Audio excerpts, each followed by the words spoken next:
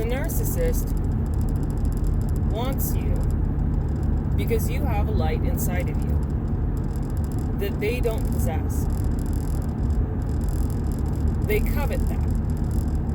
And they hate it at the same time because they know that they don't have it. They want to consume it to try to become it. But they can't. They will break you in every possible way because they resent you for being what they can't. Real, authentic, strong.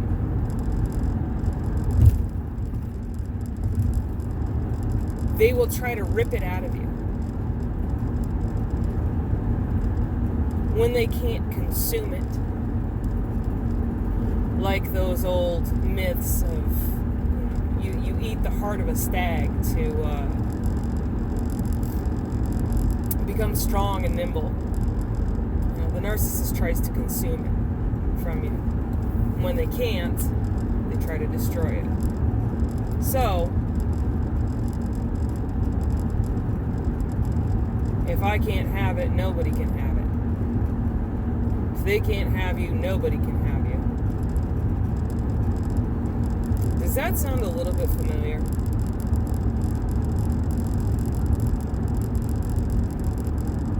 Narcissists are empty creatures full of shame that they try to hide from, to run from.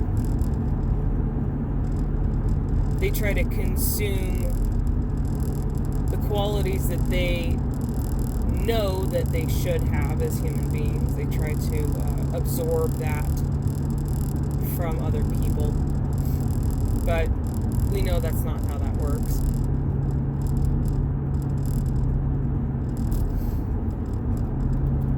They try to dim your light so that they can be bright. Brighter than you, anyway. Because they know you're freaking magnificent. And they can't stand that somebody shines brighter than they do. You'll find this, that narcissists will idolize or tear down anybody who shines very brightly.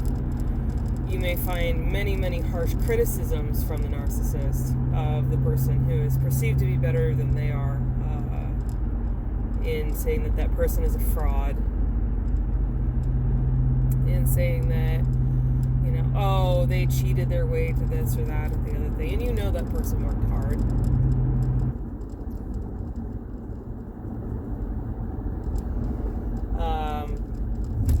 Or they'll talk about how wonderful and amazing that person is,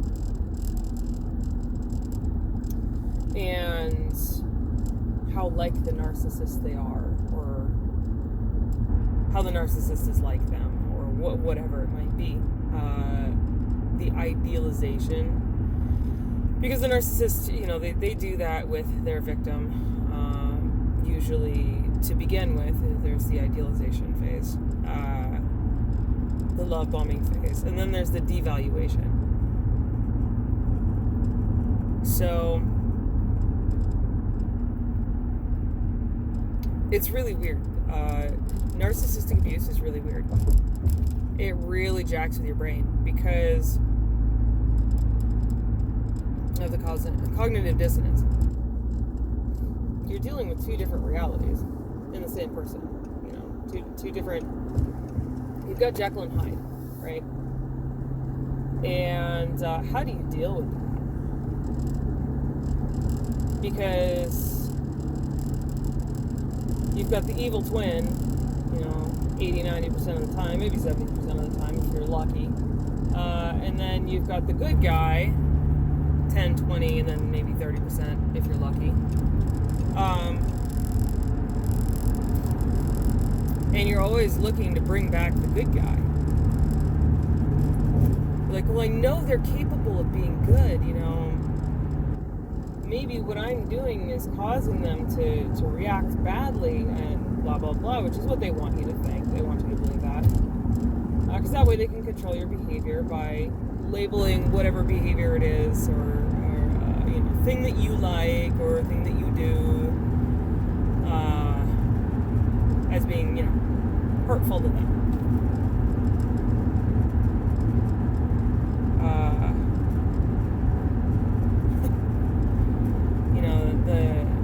The last narcissist I was with told me that there should be no boundaries in marriage and that marriage should be easy.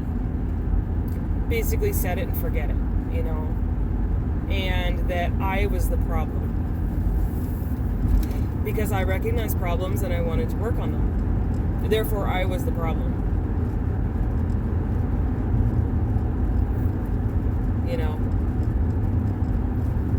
Narcissist said marriage shouldn't be work. It should be easy. It should be easy. It should be easy. They expect the world to be handed to them on a silver platter. And it's really kind of disturbing when you think about it. Because for those of us who have had to fight for everything that we've got, you end up in the ring with bloody knuckles, just fighting to stay on your feet. And the narcissist waltzes in, and they're like, no, this is supposed to be easy. Okay, so then you start wondering if there's something wrong with you for how hard you're fighting, or how hard you're having to fight.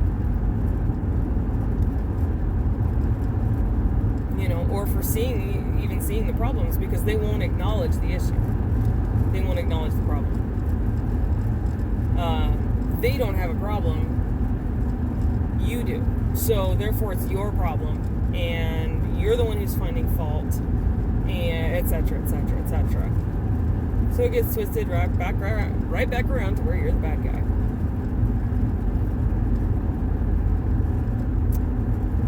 Not the greatest.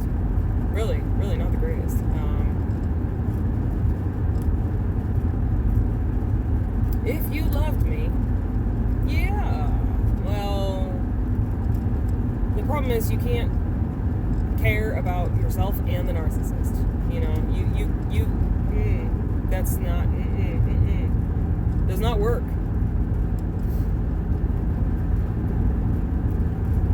So what do you do?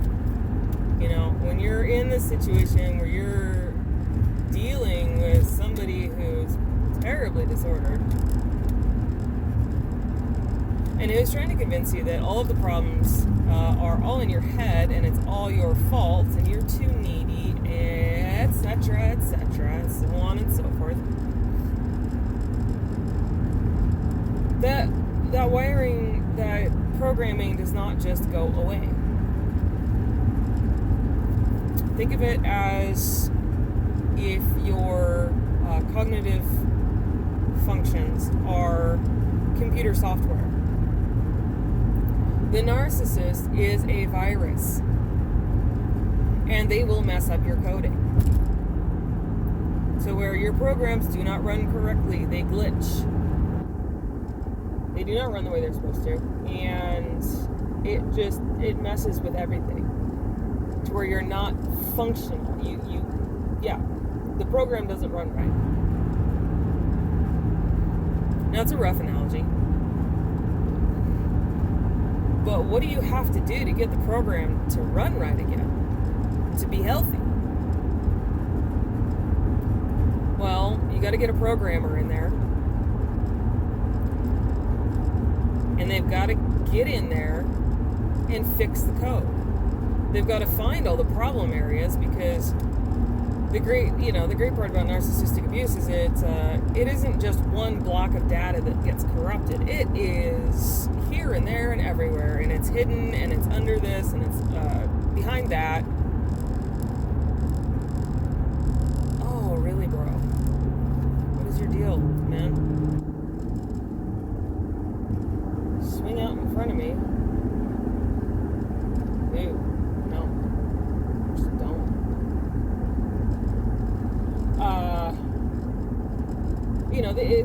not just an easy to find, easy to fix thing, right? They twist your thinking processes, they twist your perception, they twist your belief system through repetition. You tell somebody something for long enough times, and they start to believe it. It's conditioning, it's programming. So you gotta find all of those broken bits of code, and you gotta unravel them, and you gotta rewrite them again. You gotta pull the bad stuff out. And it's the nasty part is that it is a code that self-regenerates. The narcissist code. So you're going to have to pull it out a few times before that change actually sticks. Some of us, it takes more times than others. Some of us, it's more deeply ingrained than others. And some parts will be easier to pull out than others. Some will, they'll take months. Some of them may take years because there's so much supporting programming around it. It's a lot of work. It is a lot of work to undo all of that nasty programming, self-destructive, self-sabotaging programming. The way that the narcissist kept you under control.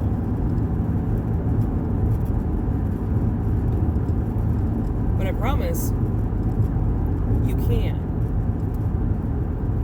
It may suck while you're doing it. But you know what? Living with narcissistic programming sucks anyway. It sucks. Okay, so if it's gonna suck either way, you may as well do the work. Because doing the work will eventually get you to a better place rather than being stuck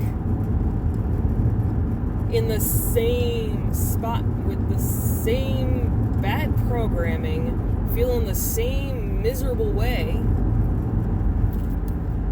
What do you have to lose by doing the work?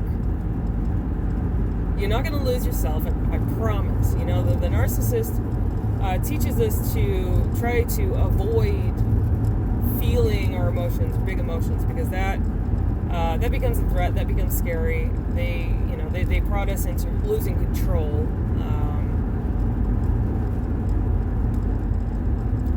And unfortunately, what it takes is going into those feelings. And that can be super, super scary.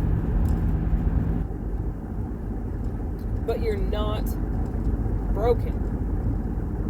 I promise. You just got some crappy programming from a really crappy person who wanted to control you.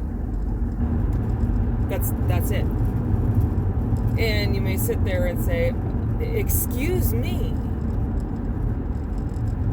That's it? Screw you. Okay, I get it.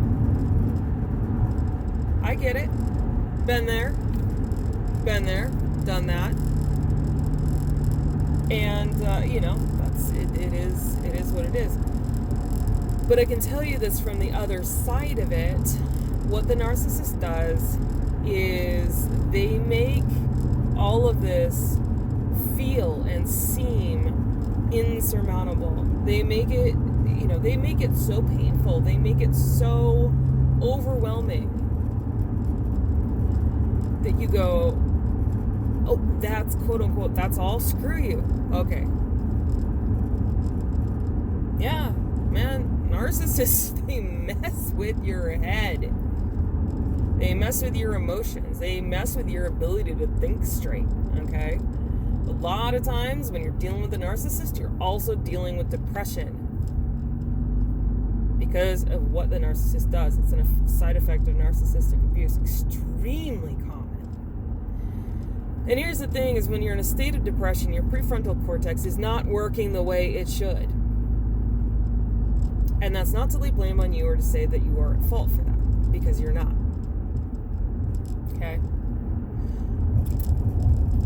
when you are depressed from the narcissist, you cannot, or have a very, very dulled sense of, you can't feel pleasure. The pleasure center in your brain is not responsive. It's not firing off. It's not working. Because depression, chemicals, there's a whole bunch of science behind it. So, people may say, oh, it's all in your head. Well, yes and no, because you've got all of that influencing the way that you think. It's influencing your perception. It's influencing what you actually can feel, which is influencing what you think and believe. So it's just a nasty loop. It's just a really nasty loop.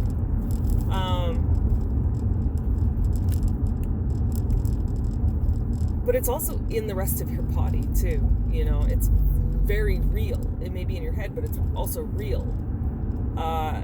Anybody who tries to tell you that it's not is full of it. What you're going through, what you're experiencing, what you're feeling it for a reason. You're experiencing it for a reason. You're not just making it up. When you're in the relationship with a narcissist, man, up is down and down is sideways, and Tuesday is Friday and January is July. So it's really all that's the narcissist, man. That's what they do. You can tell them the sky is blue and they'll go, no, the sky is hazelnut. What? And they will talk you out of the sky being blue, and they will talk you into the sky being hazelnut.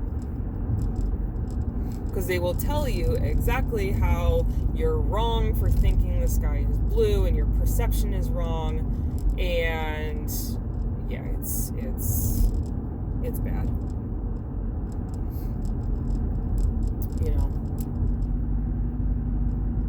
Narcissists, they make you nuts. And you need a counterbalance. You need touchstones. You need grounding points. Otherwise, what do you have? You have the narcissist because they isolate you. And they badger you. And they break you down. And they criticize you. And they want you to think that you are worthless. They want you to think that you cannot think for yourself, that you cannot trust yourself. Yeah, they want you to think that. Why? Control.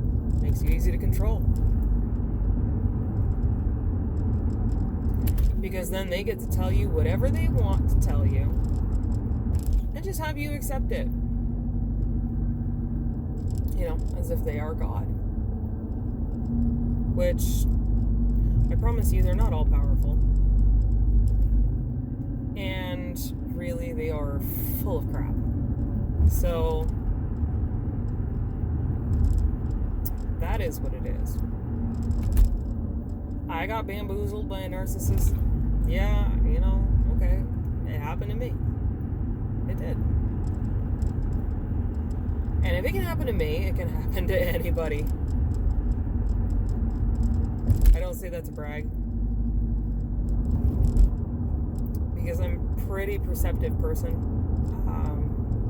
And I tend to have pretty decent character judgment. But the narcissist, man, when you haven't learned how to identify them, you haven't learned what red flags are, what red flags look like, they get you. You may feel that something is wrong, but you just can't put your finger on what. And so you rationalize yourself out of seeing the red flags. Because a lot of times they're really subtle. And they act differently around you than around others.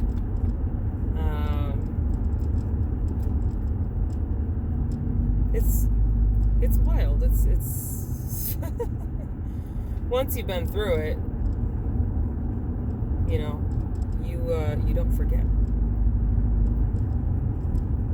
Unless, of course, you do forget, because abuse amnesia is a thing. You know, when we go through something that is so extreme that we end up dissociating from it because we cannot process it. We cannot, like, this doesn't make sense. Error does not process, does not compute. You know, or when it's so heinous that you can't. You go like, I can't with this. When we've got conflicting information, what we want to believe about the narcissist versus what we're being shown about them, you know,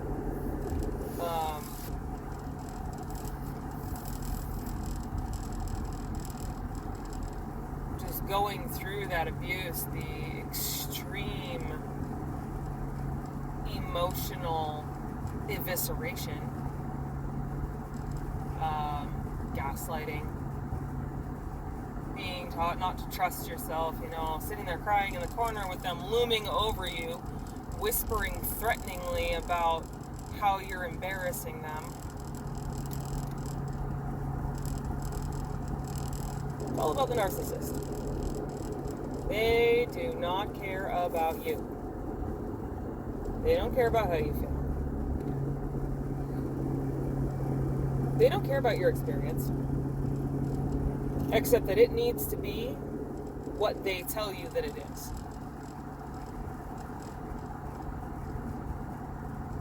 You know? It's about the narcissist. It's about what they want. And I promise you, that's not your fault. You didn't do anything to cause the narcissist to be this way. You didn't do anything to prompt the abuse. It is not your fault. It is who they are. It is what they do. When they discard you, they will go do it to somebody else. It is not your fault.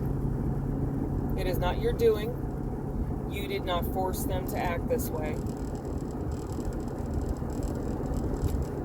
And I can almost guarantee that you've tried your hardest for them, but it's never good enough. Oh, that's a good one. A fun memory popped up there. The narcissist telling me, I'm just not good enough for you. Nothing I do is good enough for you.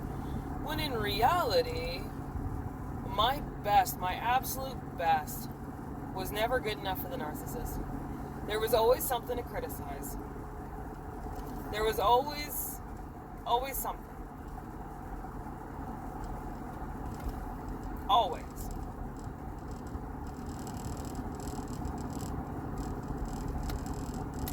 Always.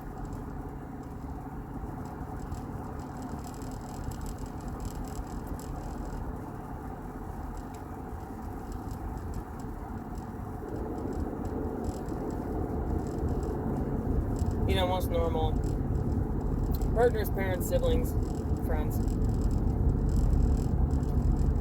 will see you, you know, they see you through their lens. But they stay with you because they like you as a person.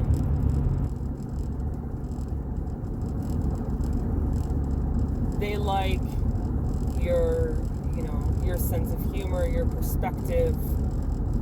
You know, there's care there. That doesn't exist with a narcissist. You have to buy the narcissist's care.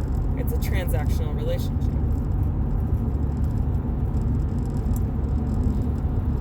And that's not how it's supposed to be. The narcissist narcissist wants you to think that if you just do this, if you just do that, if you just do something, anything, and the really fun part is when the narcissist is trying to, make you figure out what it is that you're supposed to do for them to care about you. Oh, God. Freaking narcissist, man. I hate it. It's disgusting. But they do that. Like, the onus is on you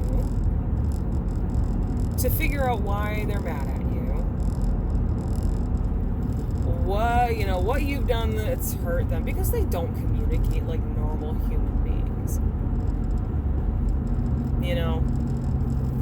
If you're my friend and, you do something, stay in your lane, FedEx, I see you.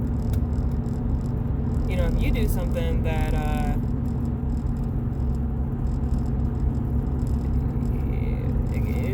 causes issues for me, where I don't feel safe with you or what have you, I'll talk to you about it. I'll say, hey,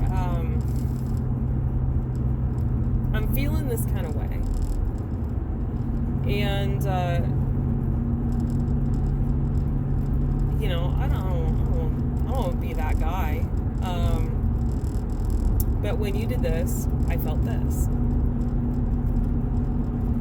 And, I can acknowledge, hey, maybe that's me dealing with something from my past. Maybe that, maybe it's just bringing something up for me that I got to deal with. But, as a friend, partner, whatever, I want to be transparent in that, see, you don't have to wonder what's going on with me. If it's somebody's behavior where I feel like they've crossed boundaries with me, or their behavior is inappropriate with me, I'll say, hey, let's visit this. Like, let's talk about this. Let's talk about what's going on here. I don't attack that person. I was talking earlier about the communication issue and talking to people and saying, hey, this isn't a great way to communicate. Here's a better way. So what that does is it doesn't attack the person. It doesn't attack their character. It doesn't attack who they are. It gives them tools to help you and them better connect. And I'm going to tell you something. If I tell somebody, hey, we need to do something about this communication thing. If I tell somebody that, I better be using that communication tool also, because I don't do double standards. No. It's not an option.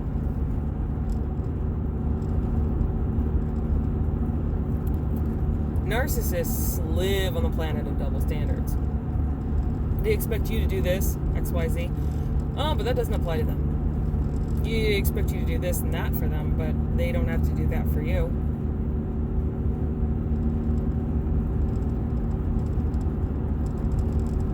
So I'm going to tell you, if you're in a relationship with a narcissist and you're getting blamed for everything under the sun, you're getting told that you're selfish, you're a terrible person, whatever it might be, whatever BS they're cooking up to try to control you, maybe there's a little grain of truth in there somewhere, but I'm going to tell you right now, they're not what you're not what they are making you out to be. They are trying to control you with fear, shame, guilt, all of the emotions that aren't fantastic. That tear us down and bring us to low places. So They want you to change to suit their preferences, their desires, whatever it is.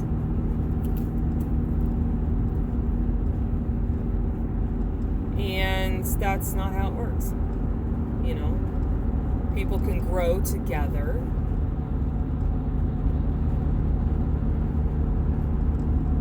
You can become more of who you are. You can better yourself. You can choose which direction you want to go, but nobody has the right to dictate to you who or how you should be. Nobody has that right.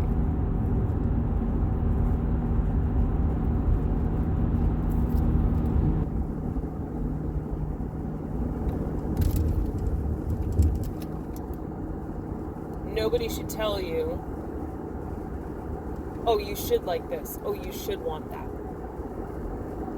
You shouldn't be uncomfortable with that. You should be comfortable with this. You should want this. Okay, no, that's not how that works. Okay? That's called being delusional.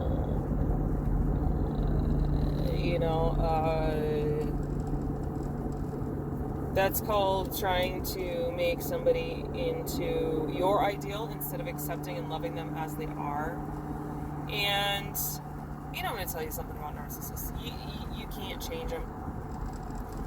The only thing that you can do is you can accept who and what they are and expect them to do exactly what they do. Don't expect them to be somebody else. Don't expect them to be something that they're not, like they do to you. When you accept that the narcissist is a narcissist, when you accept that they are going to do what they do, that takes the burden off of your shoulders to change their behavior towards you. And that enables you to make your own choices about what you're going to allow in your life. When you are not busy trying to change somebody,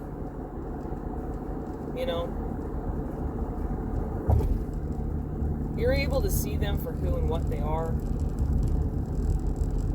You get to choose whether you keep that in your life or whether you're going to move on from that.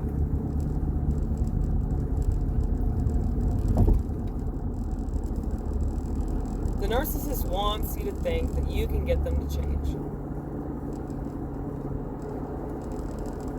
They want you to think that you can get them to be the nice guy by giving them whatever it is that they want. No, that's just control. Manipulation. BS, in another word. So don't fall for it. It's an elaborate ruse. It's a con. Don't buy it. Don't buy it. They're selling you snake oil. Find somebody who can love you for exactly who you are and wants to grow with you. Doesn't want to change you. Wants to grow with you. Wants to see you become more of who you are. They want to see you settle into your own skin, not make you into their version of who they think you should be. Someone who can laugh with you, not at you. Okay, when you are mocking somebody you're in a relationship with, that's not okay.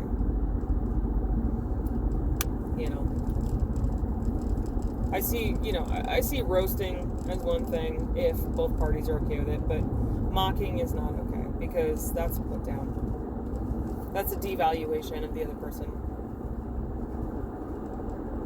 It's caustic, it's biting. It's not okay. Not acceptable. It's an attack.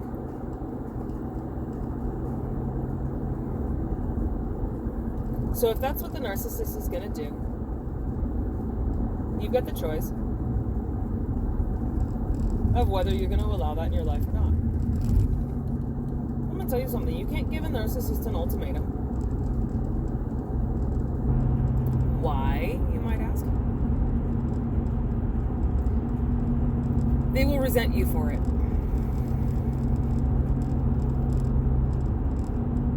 They may change for a week or two, maybe 3 if you're lucky, maybe a month. But it won't last. You can't save them.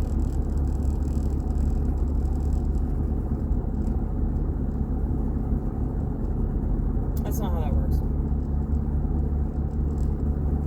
They may want you to think that you can, if they're the narcissist who's playing the victim.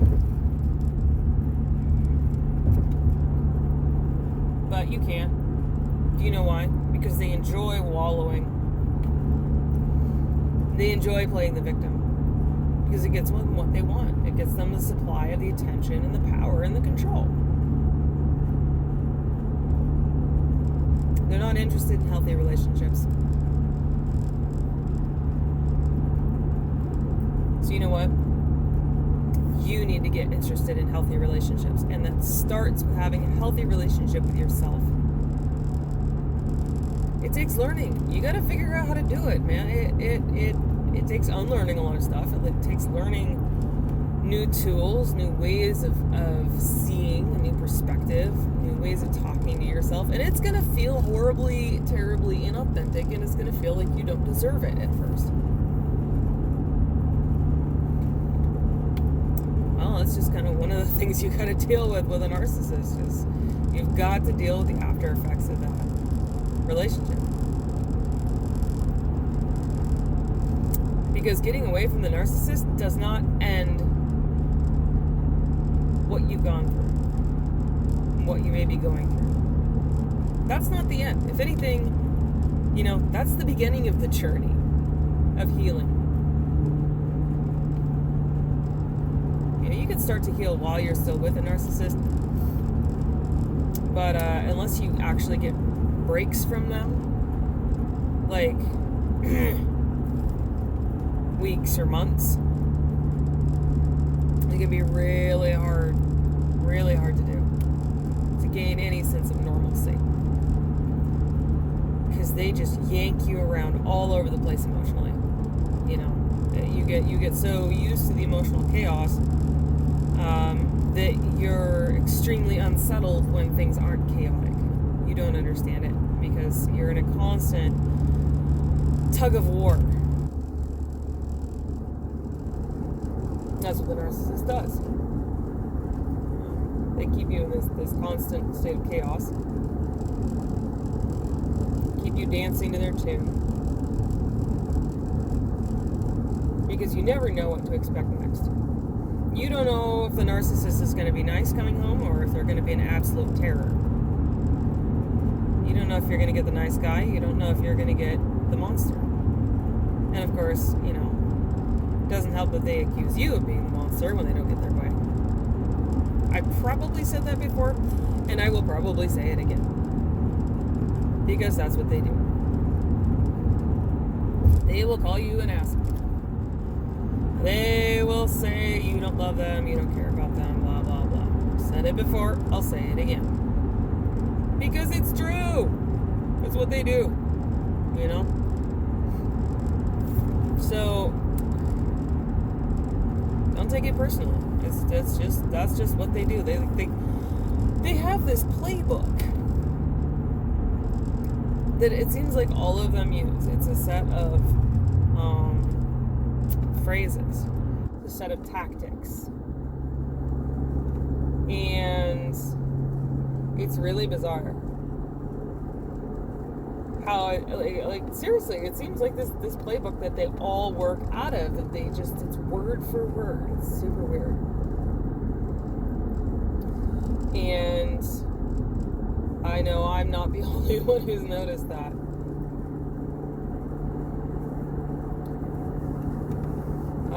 Something actually also that happened to me with a narcissist is telling me that I did things that I know I didn't do.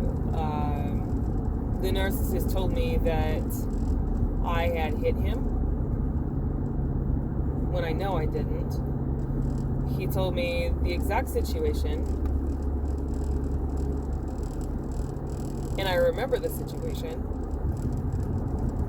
He had been provoking me. Basically, jabbing you with a metaphorical needle over and over and over again. And I had gone outside. And I had put my hands on the fence. Gripped the top of the chain link fence there. And he followed me outside and continued to badger me. He told me after the fact, after I had left, he told me that I had hit him in the stomach, in the chest, on the shoulder. I did not. I kept my hands on that chain link fence the entire time. But he convinced me that I must have blacked out. That's not what happened. He insisted that I hit him. He insisted that I hit him. He told me that I left bruises. I didn't. He never... No. I didn't hit him. And he didn't have any bruises. Okay? He's 0 for 2 at this point. But there's no convincing him otherwise. It happened because I said it happened. Excuse you? No. No. And you know what that was? It was an attempt to guilt me to come back to him. So you abused me, blah, blah, blah. You owe me because you abused me. That's not how that works. You don't get to just make up abuse from the other party and tell them that they owe you whatever because you claim that they did this when they didn't. That's not, no. But in the narcissist's head, that's how it works. And I'm pretty sure at this point that the narcissist actually believes that that's what happened and that I do owe them for that. So, really, there's no reasoning with these people. You can't. So, yeah, your power is choose what you're going to accept in your life. Choose what you're going to allow. Oh, boy.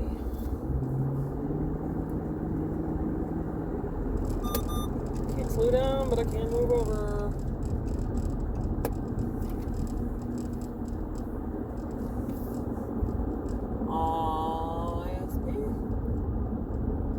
ISP.